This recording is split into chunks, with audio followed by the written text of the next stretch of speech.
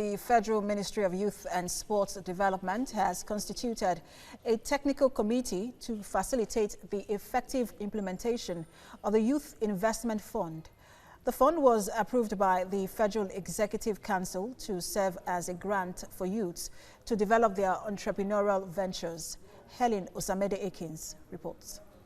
Previous governments have introduced several youth empowerment and intervention programs to create employment. Such programs were generally not effective, as only a few youth could be said to have benefited from the interventions. The federal government has now started off another intervention fund for Nigerian youth.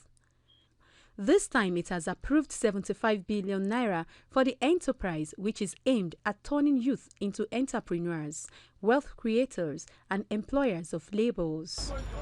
These youth are concerned about how these funds will be disbursed and hope it will have a wider scope than the previous. The Youth Intervention Fund is a very nice initiative, a very nice welcome idea, but the challenge is you find out that most of these programs will not come, and most of these beneficiaries will be hijacked due to some political reasons, you understand. It's not those concerned Nigerian youth that will actually get what is actually required. You find out that those that are beneficiary of the funds will be maybe because I know somebody, you know, these are the kind of people that actually are the beneficiary of those kind of funds. It is something that we have been looking up to, and it is something that we have always wished that will happen.